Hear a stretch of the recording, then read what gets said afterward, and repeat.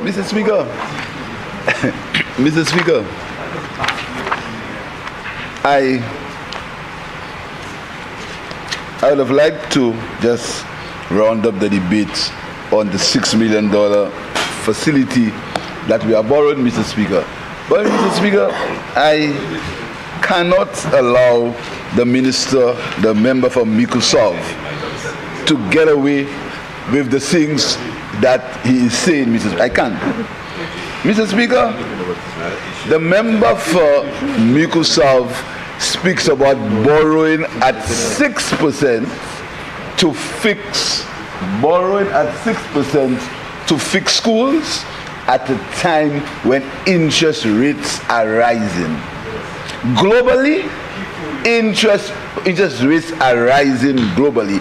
But as the same Minister of Finance, when the banks were asked when interest was actually at zero, when liquidity was high in the national market, that's the same member who borrowed to build roads at 6% over 5 years.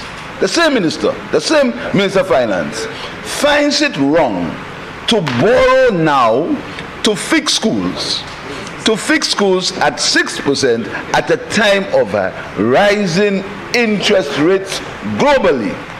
But that's the same minister, when he's Minister of Finance, he declined a loan at 2.5% for 20 years to build a Groseley Highway.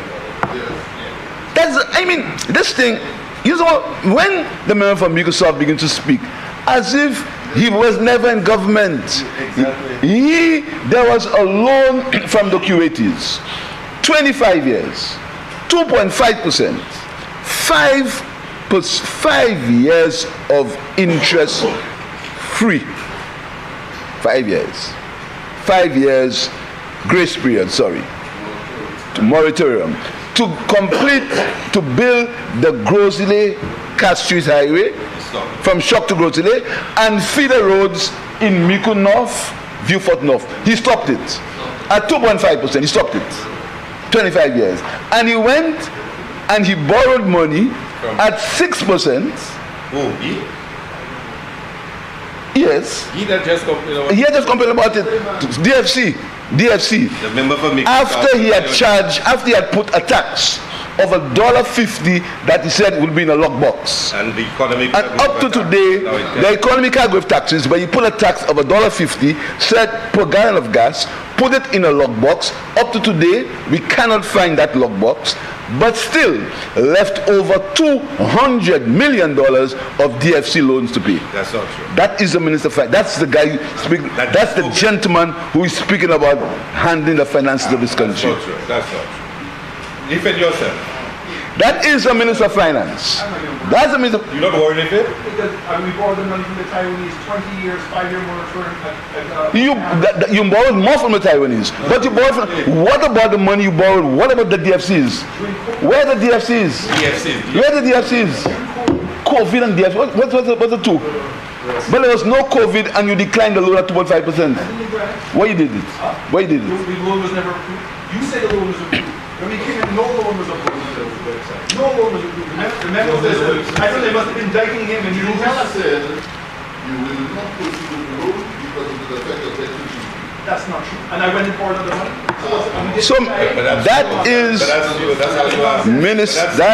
the member, the same member who declined a loan at 2.5%, but went to borrow after COVID at a time when interest rates were low, because he thought he had done a poll and the poll said roads would win the election. So he went, and instead of going through the process of road building, he borrowed at 6% over 5 years to his favorite contractor, and also borrowed from the Taiwanese also. So he had a double whammy.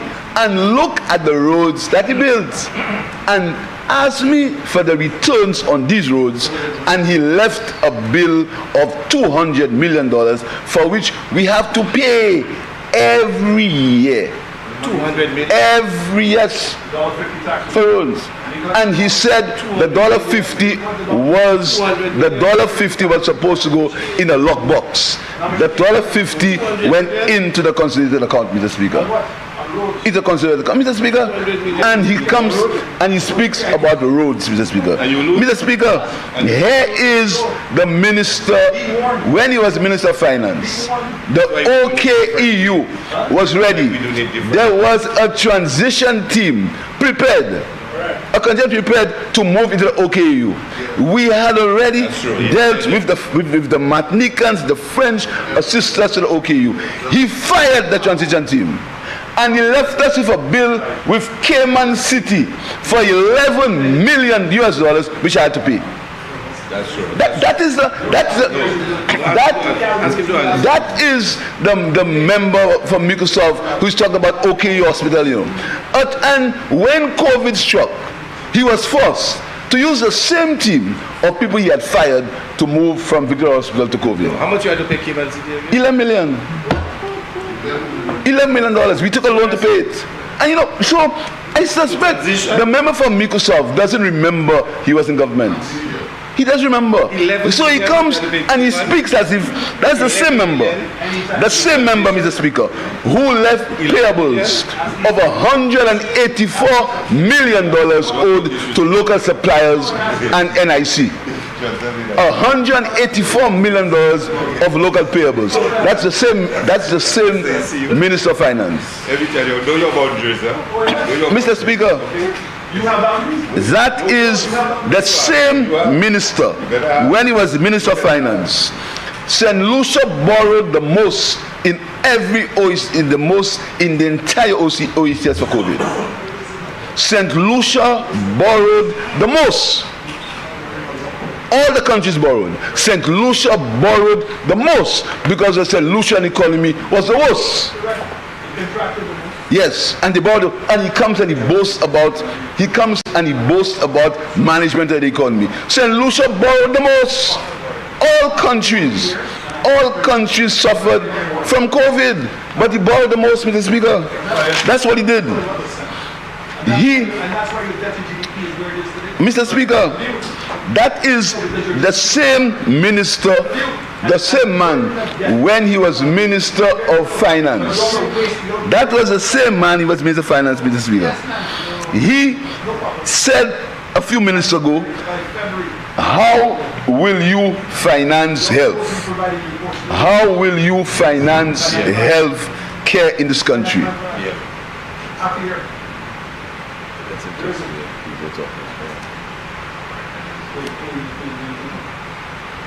Go ahead, talk. Go ahead. When you finish, you'll talk. Because you see what you want to do. You want people not to hear what I'm saying, so you're talking across me. Go ahead, talk.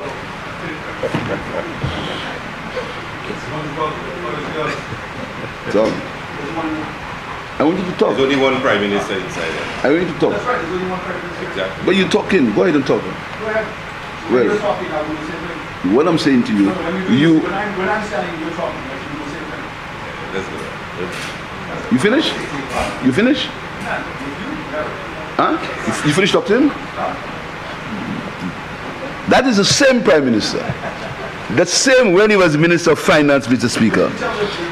When he was Minister of Finance, Mr. Speaker, he inflicted on the people of this country a 150 cents tax for gas. He said that money was in a black box. A lockbox, sorry. A lockbox, sorry. He said it was a lockbox. Up to today, no one can find that lockbox and where that money was. That money went, all he had to say is the money went into the consolidated fund. That's all he had to say. But no, he insists it went into a lockbox, Mr. Speaker.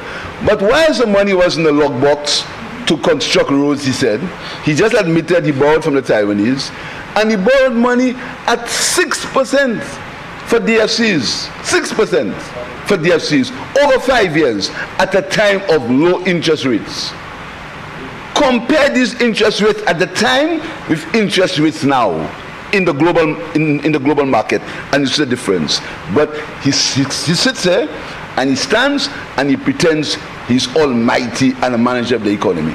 Look at interest rates now. Look at the state of the world economy now and the state of the world economy when you were in government. After COVID, there was actually deflation. Prices went down. There was deflation after COVID because the supply chain was blocked. There was deflation. Right now, inflation is at the highest it ever was for several decades. But these are facts, simple facts, Mr. Speaker. We understand that the cost of food is going up. We understand that. We have taken steps, and we continue to take steps, and we'll continue to have discussions with the the largest importer of food in the country. We'll continue to have discussions with them. But the answer, part of the answer to the increase in food prices is import substitution, and part of the answer is to grow local food. When I stood up and I said that we should move to consume more of our bananas, they pappy showed me, they laughed at me, they said I was a fool because I said we'll use more of our local produce. I said that we must try to grow more of what we are eating, and for emphasis I reversed it. For emphasis, they tried to pappy show me again. That was the cost. That was the part of the remedy to high food prices. Have your own kitchen garden, grow your own food, try to practice import substitution. I said so. Instead of the member for Miku South, instead of the agreeing and say to the government, let us work on some sort of serious import substitution to try to reduce, to consume more of our local food.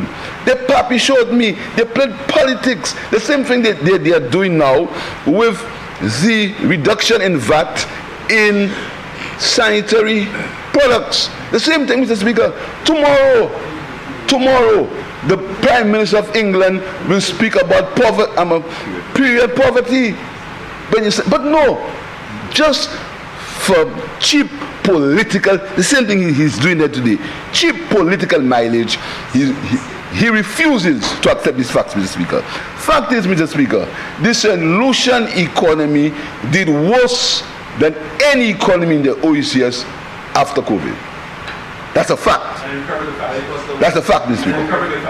And, Mr. Speaker, let us get back to repairs to schools, Mr. Speaker, and Hurricane Thomas. Mr. Speaker, when the member for Viewfort South was Minister of Finance, he made the point that the economy was in transition. He said the economy was in transition. Again, they probably showed him, Mr. Speaker, who built, under whose government the most hotels were built in this country. Under which government? Which government passed the Tourism Incentives Act? Which government passed the Tourism Incentives Act to supplement the old Tourism Incentives Act? A new one. Which government, Mr. Speaker, attracted the most hotel investment in this country? And you're speaking about we did not understand the benefits of tourism. Let me explain to you what I said about tourism, because it's your habit. You see, you are fooling yourself. That's why you said 15-2 was no majority. I was in London trying to do a promotion with the Minister of Tourism. He was there. About after COVID, we were trying the promotion in London. And I said to the audience, tourism, I was Minister of Tourism, and the record is clear. Compare my tenure as Minister of Tourism with yours. Let's compare it. Let's go look at the rivals. And there's a disaster. I don't want to come in and boast like you, but facts. But sometimes I will have to state the facts. mention, let's count the hotels that were built when you, Mr. Tourism, and I was there. Let's count the increase in visitor arrivals when I was Mr. Tourism when he was there. Let's look about the nature heritage tourism program that brought tourism to the people when I was there and when you were there. Let's look at the Ansari fish fry that brought tourism to the village of Ansari when he was Minister of Finance and I was Minister of Tourism when you were there. Let us look at the Denny fish fry when he was Prime Minister as Minister of Tourism when you were there. Only 3 years. Let's look at it. Let us look at it. Let us look at the difference. Let us look at the difference between that time, your tourism management, and my tourism management. Let's look at it. But that is for another show. Look at the money you had. The man from Mykonos, there was 50 million. You know what you did? You bought a tent. You bought a tent. You bought a tent and you had boxing in paradise. That's your tourism promotion. You had boxing in paradise. You spent millions of dollars of boxing in paradise and you got $180 worth of return. That's your record. That's your record. That's your record for boxing in paradise. You built a tent. You bought a tent. You bought a tent for $100,000. That's what you did. That's what you did. So let's talk about tourism. Let's talk about tourism. Let's talk about who did the National Conservation Authority to clean the beaches in this country. Let's talk about tourism. You want to bring the tourism debate? I want to debate with you. Let's talk about tourism. Let's talk about your contribution in tourism. Let's talk about the money that you got to promote tourism and the money we got, and look at the returns. Look at the cost per visitor in my term and the cost of visitor in your term. Let's do this maths. Let's do this maths, because you believe because you can talk, because you believe, because you I have wanted you to are you taking your own money? Have not anyone of you taking your own money? Anyone? Now you see where you're going. Now you see what he's doing. You see what he's saying. Has any one of you taken your own money and build a hotel? You see where he's going. He's getting personal. Now if we answer, he'll rush on the radio station and say, you see what he's saying about me? You see what he's saying about me? Personal attacks. You hear what he's saying. You hear what he's saying. He is saying, which one of us have taken our own money to build a hotel? So he said he did. To build a, that's what he said. So he said he did. Now, if we go into all kinds of things now, if we go down that path, now and begin to talk about conflict of interest, etc., he'll complain. You see what he's saying? But he opens the door. But I'm not going there. I'm not going there. I'm not going there. I'm not going there. So, Mr. Speaker, this member, when he was Minister of Finance, he comes here and he says that we are borrowing money to fix schools, and he is afraid, he's ashamed the economy will crash. He's been saying the economy will crash since July 2021. Been saying that, been wishing and praying for the economy to crash. Wishing. Anytime he gets up in the morning, he says, Lord, make the economy crash. That's what he's wishing for the economy to crash. That's what he says all over the time. He wants the economy to crash. He wishes. Right now, he's predicting. Look at what growth will be. The same member who said we'll not be able to pay civil servants. He and his people said we can't pay civil servants. Look at what will happen. He said we'll attract no investment because he has the most charisma in the world and he can talk to international people. He supported these theories. But you don't know his history of investment. He found the Range Hotel that he caused the hotel not to be built, and he had to pay the owner of the Range. That's his history. Mr. Speaker, we're going to go into history. But because the member of Microsoft believes he can go out there with his surrogates and say whatever they want. Say whatever they want. Cause people to insult people on social media. Write all kinds of things that are not true, and he will get away with it. We agree that the cost of food is high. We agree that. The Minister of Commerce has taken several steps to reduce the price of food, Mr. Speaker. But he is also saying that we don't have enough money to fund school repairs and to fund health care. But he has never said how are we going to fund health care and health insurance? Never. The health insurance, and you know, he said he never, you want me to play the tip in talk about health insurance? Of course. Play it. I'm so tired of the threats. You think that you should? You'll just prove he speaks untruth. So the tips are wrong. The tips are wrong. What you say is wrong. What you say is wrong. You said it's a recording of you. A recording of what you said. But you even deny, you might say that. That's what you would say is fake. You never meet a man who said one guy denied immediately what he said. First of all, he said he never spoke about public flogging, eh? Yeah. Remember he didn't say that? Yes. You can play it. You can play it. I want you to play it. Yeah. I want you to play it. Play it. So let me explain to you what I said. Let me first of all play. The Labour Party has done in the past in the South, and what they are doing today. Today, yes. They should be publicly flogged for what they're doing. Yes, yes. Okay? Yes. They should be publicly flogged. They should be publicly flogged. That's one. Let me tell. Who should be publicly flogged? You just said you never said anyone should I didn't say that. You said I said everybody should be publicly flogged. I said who? Who did I say that should be publicly flogged? All the people that are causing people to suffer in this country. That's the people who should be flogged. We're going to put on a 2.5% tax at this time with what is going on in this country, and you want to do that? No. 2.5% levy has to go. In April 2019, Cabinet took a decision to form a National Health Insurance Levy Committee. That is why I'm saying to all of you tonight, I'm begging all of you all a favor. We're going to have another march because you know why? The 2.5% levy has to go. In April 2019, Cabinet took a decision to form a National Health Insurance Levy Committee. Levy Committee. Levy Committee. Insurance. Yes. You want to make the same thing? A national health insurance. Levy. Everybody will be. But you said levy there. But who is it? Everybody's not going to be health insurance levy. It's a tax. But everybody. Was it a tax?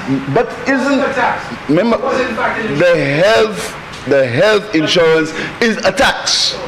It's a tax. Insurance levy is a The health insurance levy is a tax. It's a tax. It is not a tax. It's a tax similar to the health and insurance levy that you passed, that you were in the government when it passed. You were in the government passed, and you came here. You came here. Member for Castries, East just hold on. Member for Miku South, I've been just this quiet observer here. Can you allow the member to continue his rebuttal? Go ahead, member for Mr. Speaker, now he says a health insurance levy is not a tax.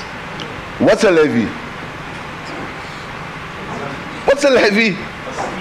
A levy is a scheme. he said a health insurance scheme now. It's a scheme.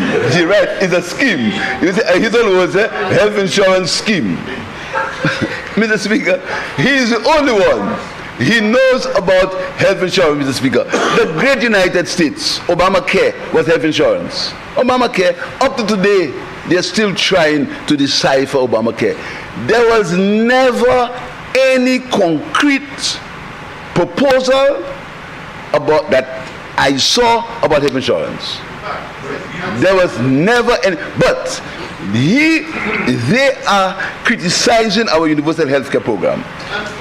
They're criticizing it. They're criticizing it. As usual, they laugh, the puppy show. The maternal care,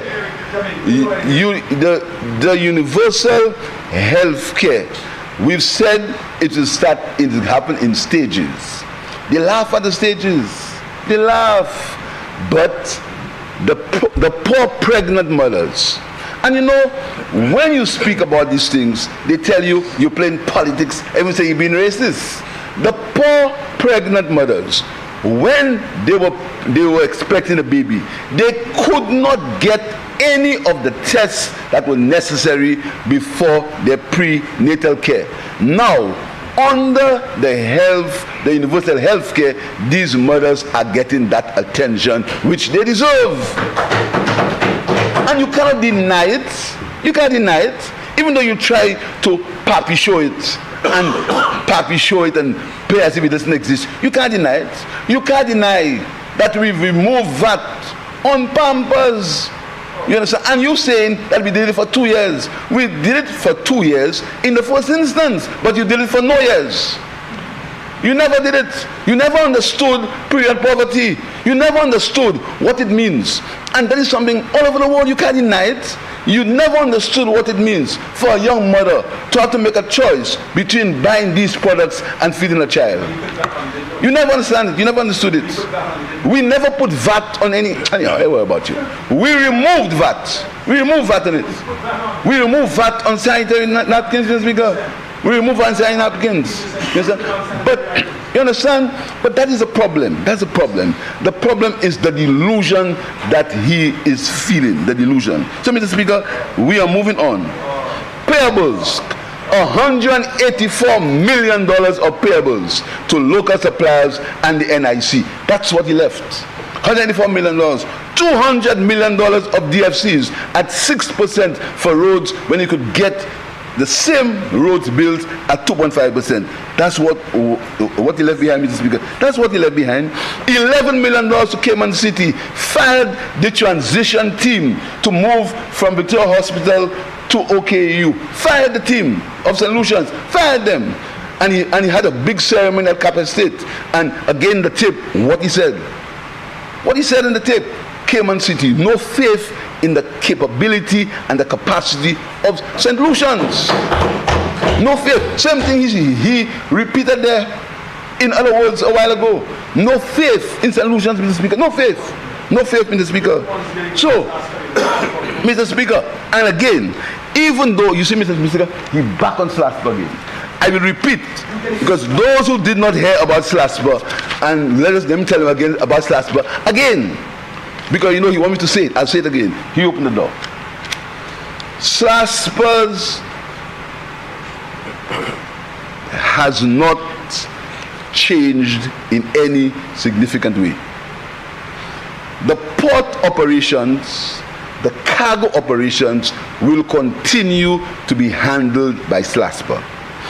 In 2019, 82% of SLASPA's revenue came from port operations.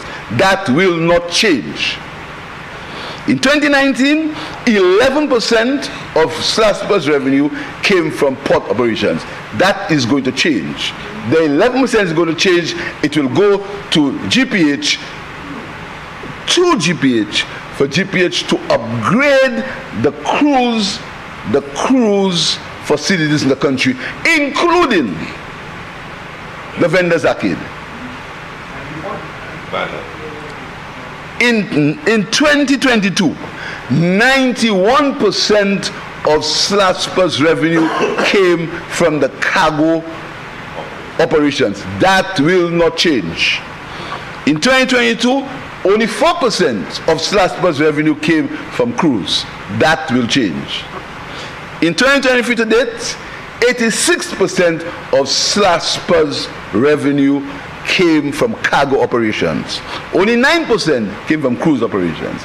The 86% will not change. SLASPA continues to be a statutory board with dual ministries on control, infrastructure and finance. SLASPA will continue. SLASPA staff will not be affected. SLASPA was involved in the GPH agreement and the GPH, what's happening at GPH. GPH already operates ports in Antigua, ports in the Bahamas. And if you go to the Bahamas, you will see what port GPH operates in the Bahamas. So GPH is not a company that's just came from nowhere. We are insisting that GPH delivers on the promises that they make to the people of St. Lucia, and the Minister of Tourism is ensuring that these premises are delivered, Mr. Speaker. The pots were not sold. The pots were not sold because 83% more than 80% of the operations of the port will continue to be done by Strasbourg. So that is the story about Strasbourg and the ports. That is the reality of the situation. What we're not saying is that the cruise operations are going to be upgraded. The loan will be liquidated, and Strasbourg will have increased capacity and better fiscal strength to deal with the cargo operations. And in that case, they can upgrade the cargo operations at the ports, Mr. Speaker. That is the story of Strasbourg.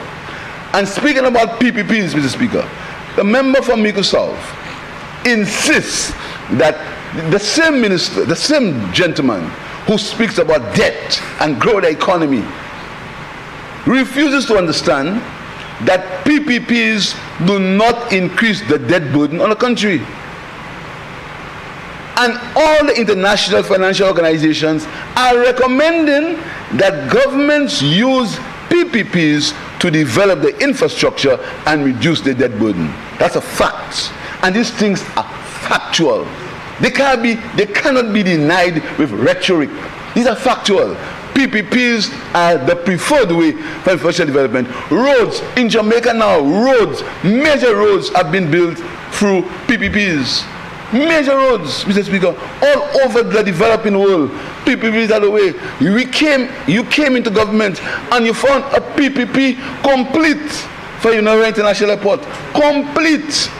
United International Airport, as we speak, could have been finished. The terminal could have been finished. You cancelled it. And you instructed Strasbourg.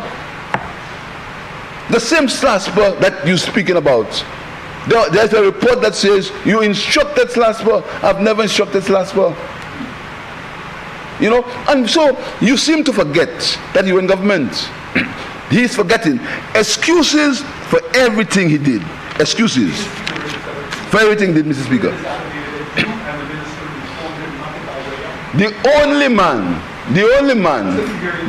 party that we refer as run for, the only party Richard Frederick will be able to defend himself. He is a lawyer.